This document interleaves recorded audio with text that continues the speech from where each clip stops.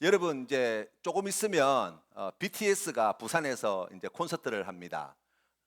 좋으시죠? 거기에 보면 제가 이제 뭐 거기 나와 있는 이제 그 BTS 멤버들 보니까 뭐 정국, 뭐 B, 뭐 그다음에 제이홉 이런 분들이 너무 잘 생겼더라고요. 그래서 보면서 야, 정말 잘 생겼다. 춤도 잘 출 뿐만 아니라 너무나 멋진 외모를 가지고 있는 거예요. 그런데 제가 한 가지 알게 된 놀라운 사실이 하나 있어요. 그게 뭐냐면 BTS의 정국과 제가 99.9% 똑같다는 거예요. 웃었죠? 지금 웃으신 분들 나중에 후회하실 거예요. 정말입니다, 여러분. 그 뷰랑 제가 99.9% 똑같아요. 실제로 차이가 나는 것은 0.1%밖에 되지 않는다더라고요. 안 믿으실 줄 알았어요. 유전공학을 공부했던 이제 학자들의 이야기를 들어보니까 모든 인간들, 그러니까 여러분이 생각하는 뭐 어떤 사람도 괜찮습니다.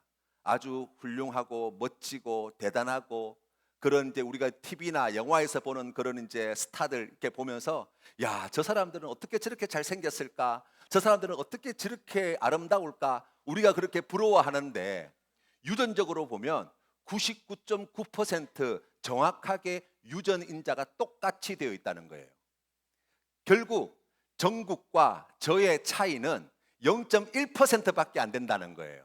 얼마나 기쁘든지, 야, 하나님께서 나를 이렇게 지으셨구나. 실제로 여러분 가만히 생각해 보면 얼굴이 아주 잘생긴 외모를 보면서 우리가 부러워하잖아요.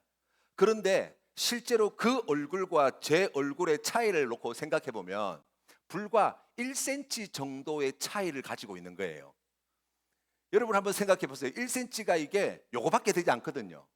그런데 잘생긴 사람이나 제 얼굴이나 정국 씨의 얼굴이나 제 얼굴이나 그 차이가 요 정도 차이에서 왔다 갔다 하는 거예요. 그러니까 여러분 생각해 보면 뭐 별것 아니겠다 하는 생각이 좀 들지 않습니까? 좀 위로가 되세요? 어떠신지 모르겠어요. 우리의 신앙의 자리에도 그런 것 같아요. 예수 믿는 사람, 예수 안 믿는 사람, 뭐가 다른가? 신앙생활을 열심히 하는 사람, 그렇지 못한 사람, 뭐가 다른가? 생각해 보면 그 차이가 크게 없는 것 같아요. 하루 밥 세 끼 똑같이 먹고 있고요. 나름 열심히 살려고 애를 쓰고 있고요. 수고하고 있고 다 그래요. 그런데 여러분, 정국 씨와 제가 0.1%의 차이를 가지고 있지만 그 0.1%의 차이가 세계적인 우주 대스타와 평범한 어, 이 사람으로 이렇게 나누어지는 것처럼 그 조그만 차이가 얼마나 큰 결과들을 만들어내는가를 성경은 이야기하고 있어요. 마태복음 24장 말씀에 보시면 우리 주님께서 종말의 때에 대하여 말씀을 주시는데 이렇게 말씀을 주십니다. 그때에 두 사람이 밭에 있음에 한 사람은 데려가고 한 사람은 버려둠을 당할 것이요 두 여자가 맷돌질을 하고 있음에 한 사람은 데려가고 한 사람은 버려둠을 당할 것이니라. 아멘. 똑같이 밭일을 하고 있어요. 똑같이 맷돌질을 하고 있어요. 똑같이 하루 밥 세 끼를 먹고 있어요. 똑같이 일하고 있어요. 똑같이 노력하고 있어요. 똑같이 잠자고 있어요. 그런데 성경 말씀에 보니까 이 두 사람의 길이 완전히 다르더라는 거예요. 어떤 사람은 똑같이 사는 것 같은데 하나님께 들림받아서 영생의 삶을 사는 사람이 있는 반면 어떤 사람은 버려둠을 당한다는 성경은 이야기하는 거예요. 그 얼마의 차이, 0.1%도 되지 않는 그 차이가 만들어내는 엄청난 격차를 우리가 다시 생각해 보게 됩니다. 오늘 성경 말씀을 읽으면 우리가 그와 같은 격차를 어디에서 만들어내는가를 배울 수 있어요. 우리가 오늘 읽은 본문 말씀에서 특별히 우리의 시선을 빼앗는 네 가지 동사가 나와 있습니다. 그 첫 번째를 보면 피하라, 쫓아가라, 싸우라, 붙잡으라 라고 하는 동사의 말씀이 기록되어 있어요. 예, 순서를 하나 빠뜨렸네요. 끝나고 난 다음에 하겠습니다. 예, 동사가 빠져 있어요. 이게 무슨 뜻인가? 여러분 여기에 보시면 이 네 가지 동사가 이야기하는 의미를 조금 짚어볼 필요가 있는데 피하라 라고 하는 말씀의 내용을 여러분 조금 짚어보면 이 피하다는 말의 원래 의미를 생각해 보면 급하게 도망가다는 뜻을 가지고 있어요. 우리가 신앙생활을 하면서 성경 말씀에 우리에게 주시는 지혜가 있는데 그것은 무엇이냐면 도망할 줄 알아야 된다는 거예요. 피할 줄 알아야 된다고 말씀하시는 거예요. 아니 그게 무슨 말씀입니까? 가오가 있지. 내가 하나님의 자녀고 하나님께서 기뻐하시는 충성된 일꾼으로 내가 여기에 헌신하고 있는데 아니 어떻게 우리가 덕을 보이고 도망가고 피하고 이런 모습을 보일 수 있다는 말입니까? 믿음으로 맞서 싸워야 되는 것 아닙니까? 우리가 굳게 서서 참고 견뎌야 되는 것 아닙니까? 라고 이야기하는데 그렇지 않다는 거예요. 우리 예수님께서 오병이어의 기적을 행하셨을 때 많은 사람들이 예수님을 환호하고 예수님께서 이스라엘의 왕이 되실 분이라고 칭송하고 그 예수님을 갖다가 왕으로 추대하기 위한 움직임이 있었어요. 그런데 성경에 보니까 예수님께서 그 자리를 피하셨다고 성경이 이야기하는데 이 피하다는 단어가 오늘 성경 말씀에 나와 있는 피하다는 단어와 동일한 단어예요. 도망가셨다는 거예요.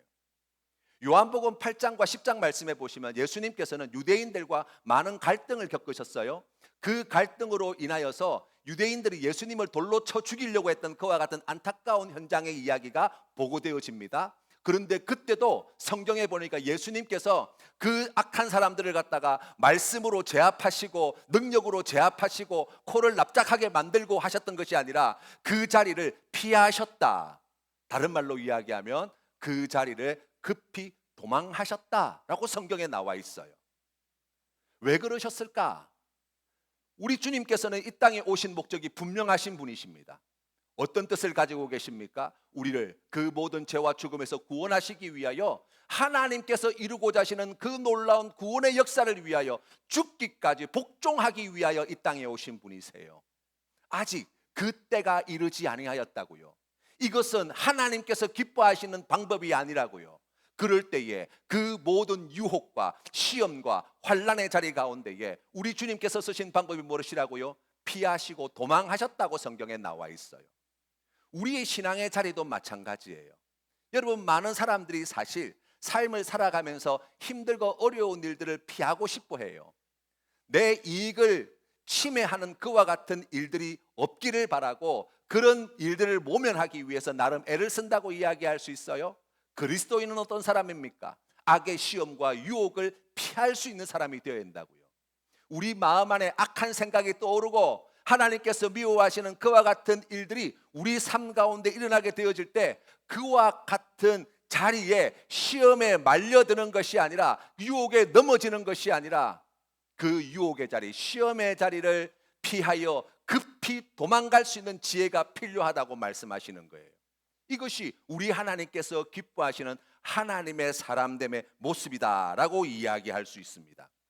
두 번째로 오늘 성경 말씀에 보니까 피하다는 말 이어서 우리에게 쫓아가라고 말씀하십니다.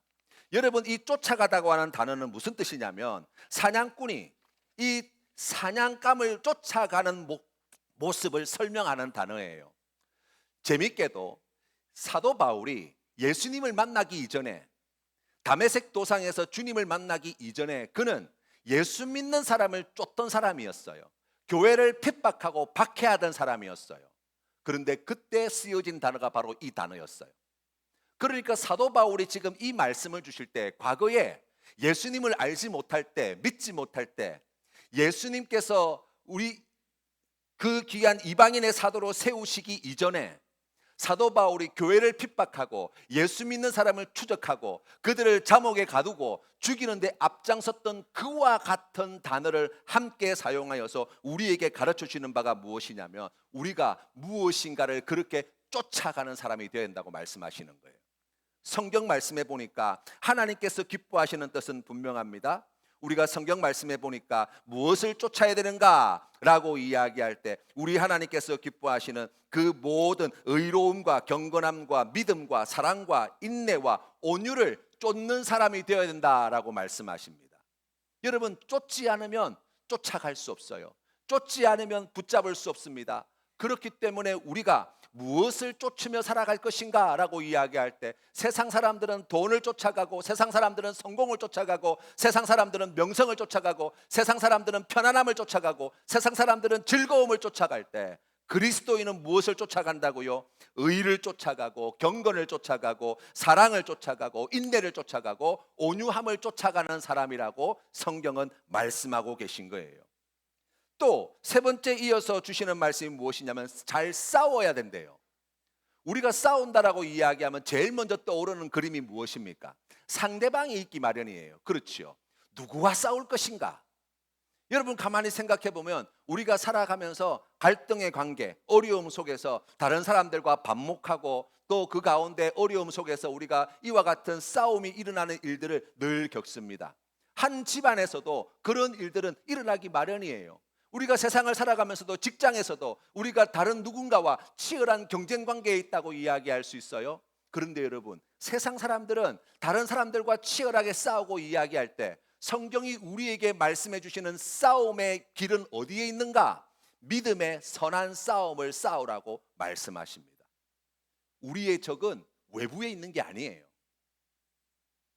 우리가 싸워야 되는 것은 혈과 육에 속한 것이 아닙니다.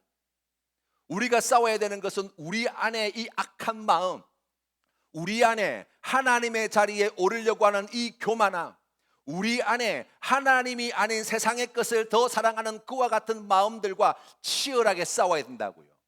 다른 것에 있는 것이 아니에요.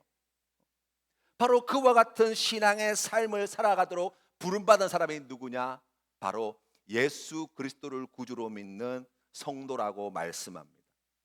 그러면서 이어서 이렇게 이야기합니다. 영생을 취하라고 말씀하십니다. 여러분 여기에 나와 있는 취하다라고 하는 단어는 단번에 꽉 붙잡다라는 뜻을 가지고 있어요. 우리 예수님께서 풍랑이는 바다 위를 걸어오실 때 제자들은 예수님의 모습을 보면서 귀신인 줄 알았어요. 그런데 주님이신 줄 알게 되자 베드로가 예수님께 그렇게 이야기하죠. 주님, 만약에 주님이시거든 저도 바다 위를 걸어오게 해주십시오. 우리 주님께서 오라 말씀하십니다. 그 명령에 순종하여서 베드로가 그 풍랑이는 바다, 바람 부는 바다 위로 발을 내디뎌 서게 되었어요. 깜짝 놀랐죠. 그런데 몇 발짝을 내딛지 못하고 베드로가 그 일렁이는 파도, 불어오는 바람을 보면서 마음의 두려움이 찾아와서 점점 물에 빠져 들어가기 시작하는 거예요. 그때 우리 주님께서 베드로를 향하여 손을 내미십니다. 베드로가 내미신 그 손을 붙잡고 그 바다에서 건진받아 다시 배 위로 올라오게 되었다고 말씀하시는 거예요. 우리가 성경 말씀에 나와 있는 붙잡아야 한다라고 이야기하면 우리 마음 가운데 그런 생각이 듭니다. 아이고 내가 그거 붙잡으려면 힘들고 그렇게 하려고 하면은 신앙생활하는 것이 재미가 없고 아이고 또 내가 이렇게 애를 써야 되고 수고해야 되나. 우리 마음에 그러한 생각이 있어요. 그런데 이 말씀을 주신 이유는 다른 것이 아니에요. 우리가 붙잡을 수 있는 이유는 무엇입니까? 예수 그리스도께서 우리를 이미 붙잡고 계시기 때문임을 기억하라는 거예요. 하나님께서 우리를 이미 능력의 오른팔로 붙잡아 주고 계시기 때문에 오늘 성경 말씀이 가르쳐 주시는 바와대로 영생을 붙잡으라 라고 하는 이 말씀이 우리의 삶 가운데 현실이 되어질 수 있다고요. 어릴 때 명절에 어머니 손잡고 국제시장에 나간 적이 있어요. 거기에 어린 제 눈에 보기에 어른들이 막 물결처럼 이렇게 흘러가잖아요. 엄마 손잡고 지금 시장 보러 나왔는데 거기에 손 놓치면 어떻게 되는 거예요? 큰일 나는 거예요. 그 엄청난 사람들 인파 속에서 지금 어떻게 해야 되나 마음속에 두려움이 찾아왔어요. 그런데 여러분 제가 엄마 손을 잡고 있는 것입니까? 아니요. 엄마가 저를 더 강하게 붙잡고 있는 거예요.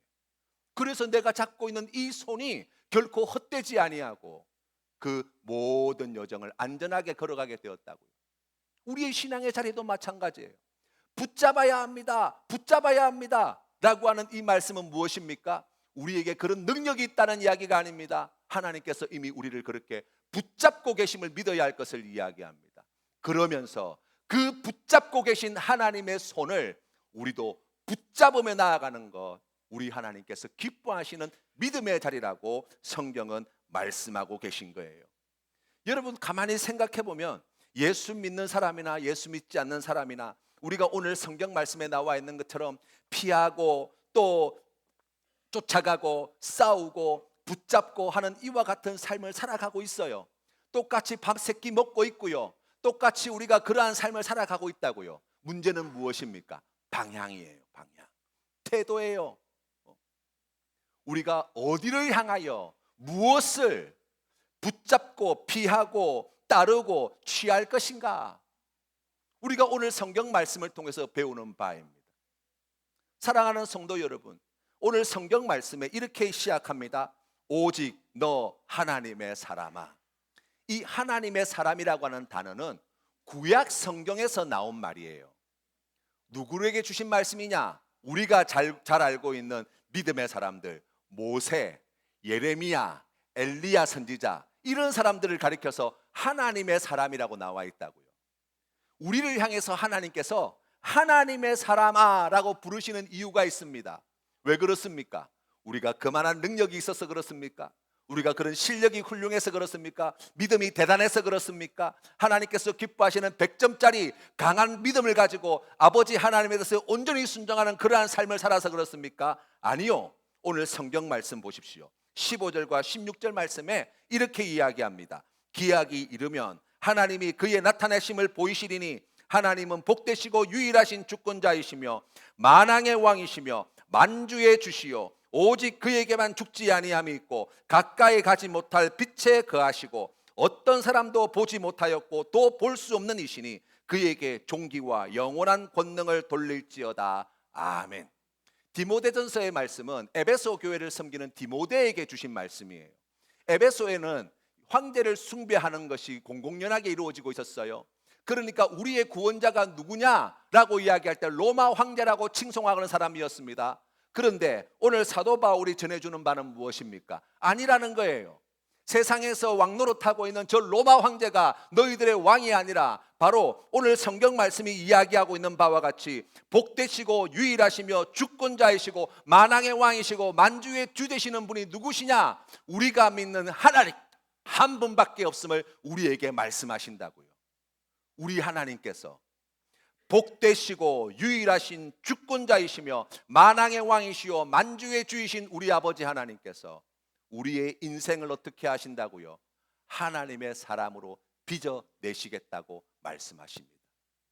우리 하나님께서 그 일을 이루실 줄 믿는 믿음으로 오늘 우리에게 주신 이 귀한 말씀, 피해야 할 것을 피하고 따라야 할 것을 따르며 싸워야 할 것을 싸워가고 취해야 할 것을 취하는 거룩한 하나님의 자녀로 살아가시는 우리 모든 성도님들 다 되시기를 주님의 이름으로 축원합니다.